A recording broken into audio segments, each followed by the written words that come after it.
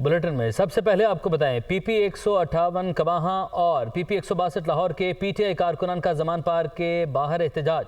मुजाहिरीन की जानिब से पैराशूटर्स नामंजूर के नारे। मुजाहिरीन की PP 158 से महर शराफत अली को टिकट देने की मुखालफत।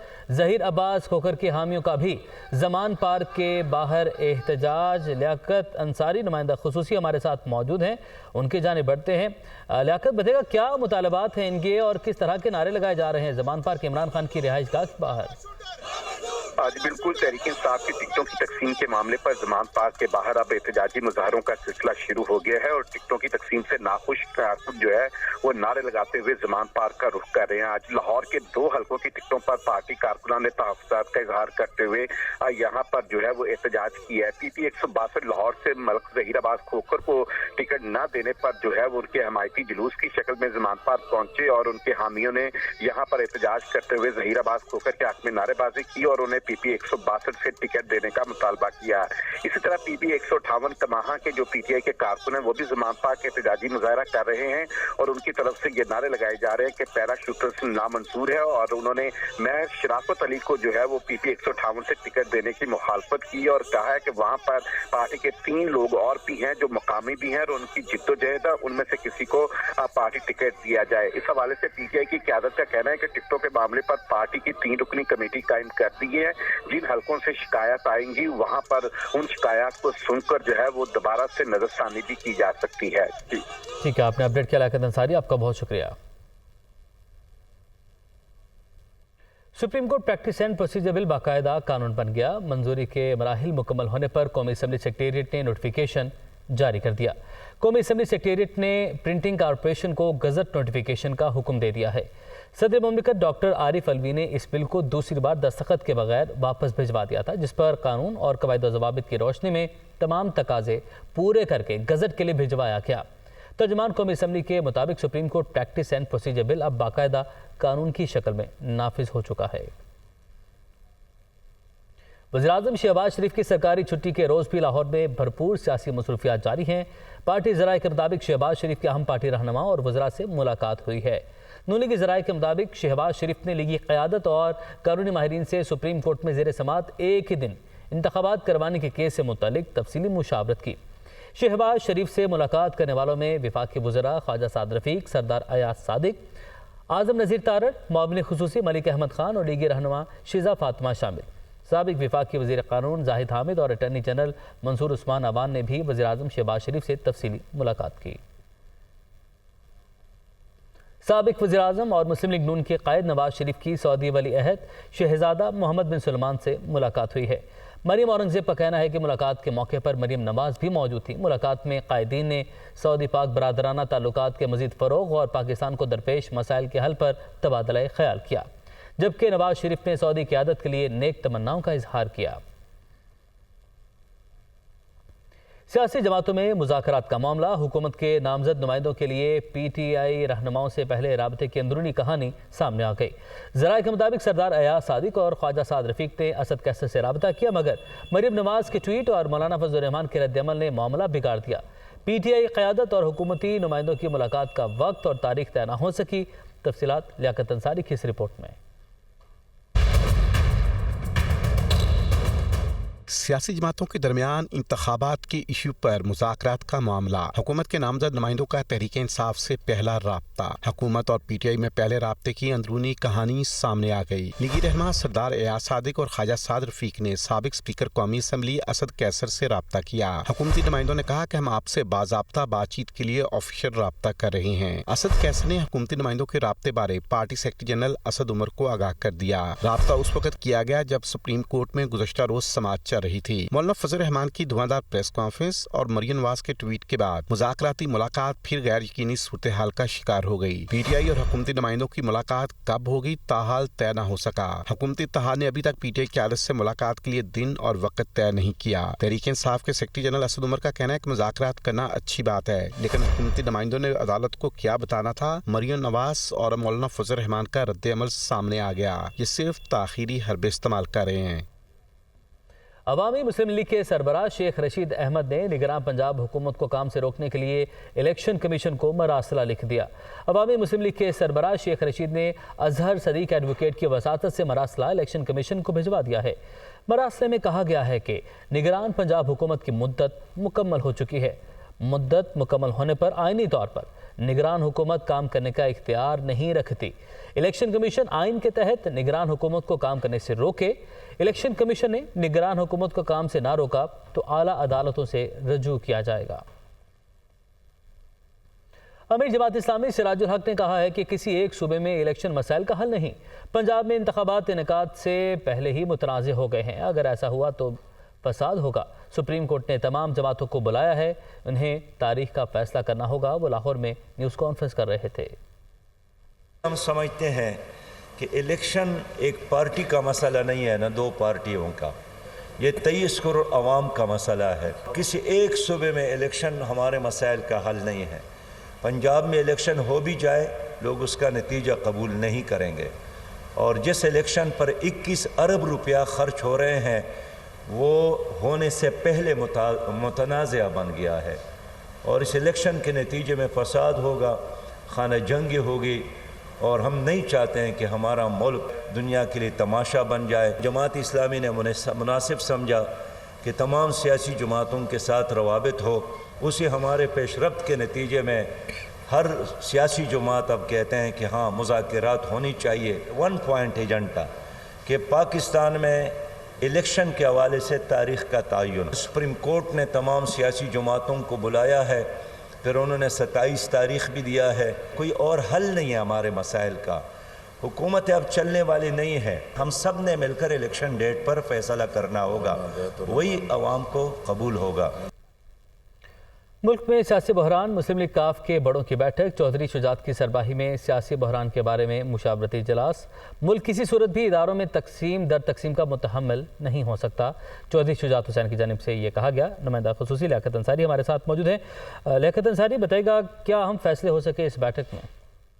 آج بالکل پاکستان مسلم لیگ قائد اعظم کے سربراہ اور سابق وزیر اعظم چودھری شجاعت حسین کی سربراہی میں سیاسی بحران کے حوالے سے یہ مشاورتی اجلاس ہوا ہے۔ اس میں ایک تو مسلم لیگ قائد اعظم نے مفاہمتی عمل کے لیے اپنی پارٹی کی 4 رکنی مذاکراتی کمیٹی تشکیل دے دی ہے۔ اس کمیٹی کی سربراہی سابق گورنر پنجاب چودھری محمد سرور کریں گے، جبکہ کمیٹی میں سابق جو وفاقی وزیر طارق رشید چیمہ، وفاقی وزیر صالح حسین اور چودھری شافع حسین کو شامل کیا گیا ہے۔ کمیٹی نے یہ بھی فیصلہ کیا ہے کہ وہ جو 26 اپریل کو حکومتی اتحاد کا اجلاس ہے اس میں اپنا موقف پیش کرے گا، اور مسلم لیگ قائد اعظم چاہتی ہے کہ ایک ہی دن ملک میں انتخابات ہوں۔ اسی اجلاس سے خطاب کرتے ہوئے چودھری شجاعت حسین کا کہنا تھا کہ ملک کسی بھی صورت اداروں میں تقسیم در تقسیم کا متحمل نہیں ہو سکتا، اور سیاسی ٹھیک ہے لیاقت انصاری، آپ نے اپڈیٹ کیا، آپ کا بہت شکریہ۔ براہ راست آپ کو لاہور لے چلیں گے، نگراں وزیر اطلاعات اور آئی جی پنجاب مشترکہ نیوز کانفرنس کر رہے ہیں۔ زاہد اختر زمان صاحب جو ہیں ان کو مائک دیتا ہوں، وہ آپ کو آگے فردر لے کے چلتے ہیں۔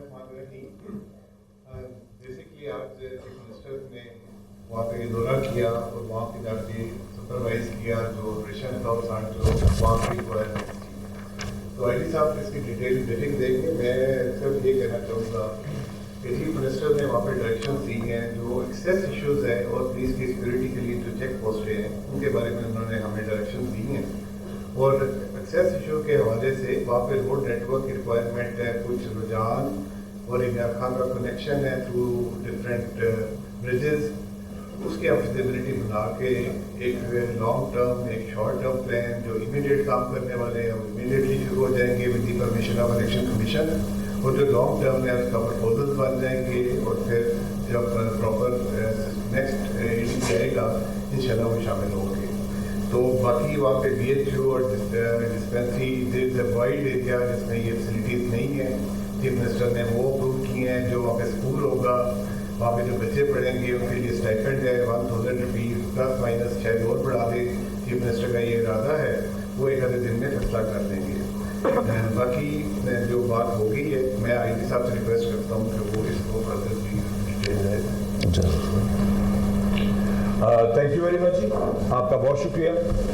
سب سے پہلے جو ہے آپ کو شارٹ نوٹس پہ بلایا، منسٹر صاحب نے کہا ہم نے یہ دورہ کل صبح کے لیے رکھا تھا، کہ عید کی نماز ہم نے وہاں پڑھنی تھی، لیکن آج جب ہم وہاں پہ مختلف علاقوں میں ہماری APCs گئیں تو آگے جو گینگز ہیں جو میں آپ کو بھی ڈسکرائب کروں گا، انہوں نے آج ہم پہ 3 دفعہ راکٹ لانچر فائر کیا، اور اس کی وجہ سے ہم نے کل والے دورے کو جو صبح نماز کیا تھا اس کو ہم نے فیصلہ کیا کہ اس کو ہم فوری طور پہ آج ہی جائیں وہاں پہ، کیونکہ پولیس نے اس کا بڑی جوان مردی سے مقابلہ کیا کل بھی اور آج بھی، اور وہاں جو علاقہ ہم نے کلیئر کرایا سارا آپ کو بھی پریزنٹیشن کی فارم میں دکھائیں گے بھی، اور اگر ہو سکا تو آپ اس طرف فوکس بھی کر لیجیے گا۔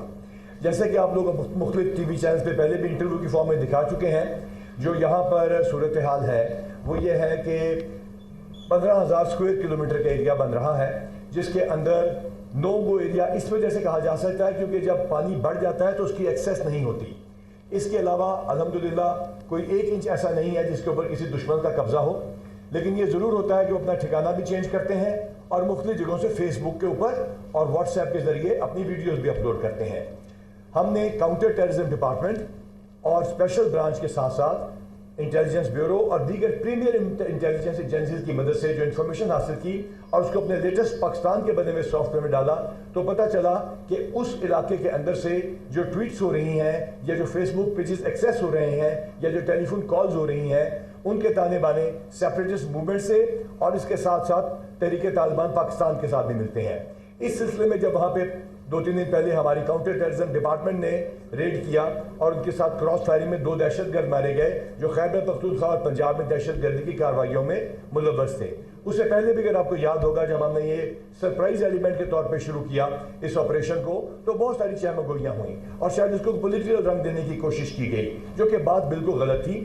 اس کی لاجسٹکس کی تیاری اور بہت ساری تیاریاں پہلے سے ہو رہی تھیں اور اس کا بندوبست ہم کر رہے تھے۔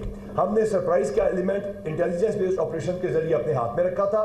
اب مجھے نہیں معلوم کہ اس ٹائم پہ آپ اس کو دکھا سکیں گے کہ نہیں، لیکن اگر آپ اسکرین کے اوپر دیکھیں گے جو ہمارے جرنلسٹ بھائی موجود ہیں اور اگر اس کو فوکس کرنے کی کوشش کریں گے تو آپ کو یہ علاقہ نظر آئے گا۔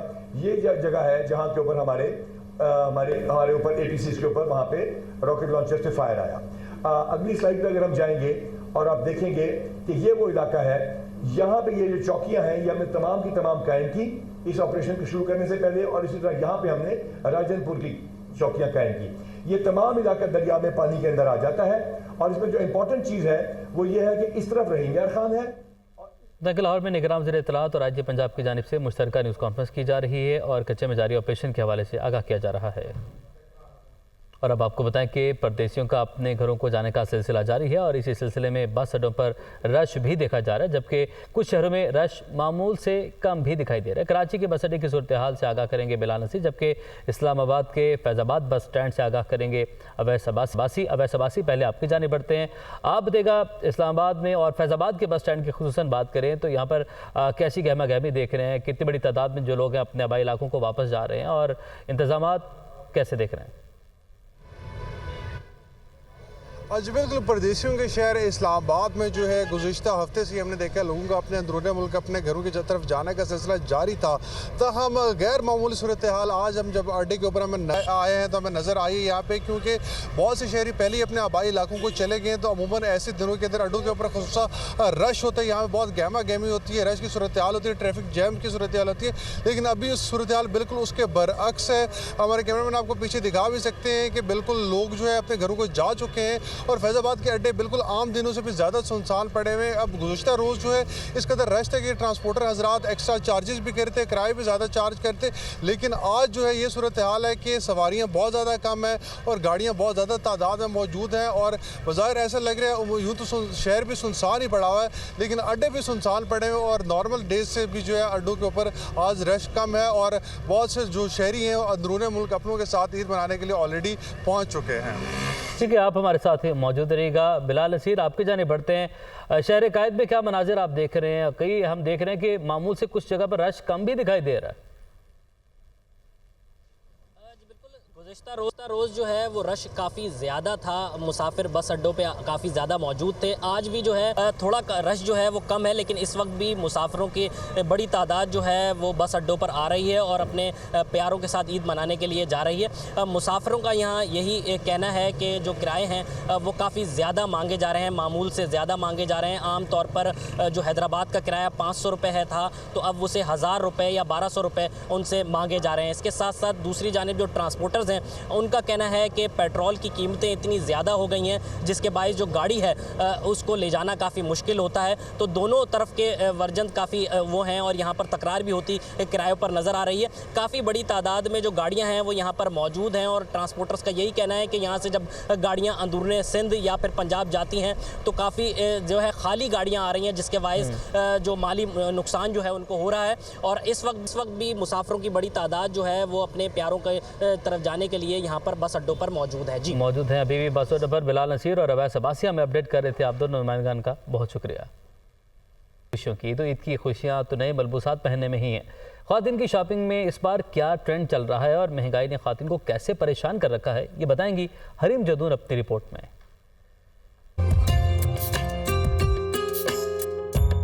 रमज़ानुल मुबारक के आखिरी अशरे में बाजारों में रौनकें लग गईं। कपड़ों की दुकानों पर ख़वातीन का रश। मौसम की मुनासबत से इस बार चिकनकारी ट्रेंड में है। हर किसी को अपनी पसंद के जोड़े की है तलाश, क्योंकि हर कोई ईद पर मुनफरिद नजर आना चाहता है। We get ready and we dress up, तो हमारी तो ईद ऐसी होती है, फिर हम ईदी कलेक्ट करते हैं और इसी में फ़न होता है सारा हमारा। इस दफ़ा चिकनकारी के अंदर ज़्यादा ट्रेंड चल रहा है। एम्ब्रॉयडर्ड हो गया और बहुत वाइब्रेंट कलर चल रहे हैं और पेस्टल कलर भी इन हैं। ख़वातीन रंग बिरंगे कपड़ों की खरीदारी में भी मसरूफ हैं, तो साथ ही इनकी जुबान पर महंगाई का शिकवा भी है। कहती हैं जो सूट पहले 3000 तक मिल जाता था अब 8000 से कम में नहीं मिल रहा। विंडो शॉपिंग कर रहे हैं क्योंकि इतनी महंगाई होगी, सोचते हैं हम लोग पहले के लें या ना लें। बहुत ज़्यादा महंगाई है, समझ नहीं आ रही हम ले क्या।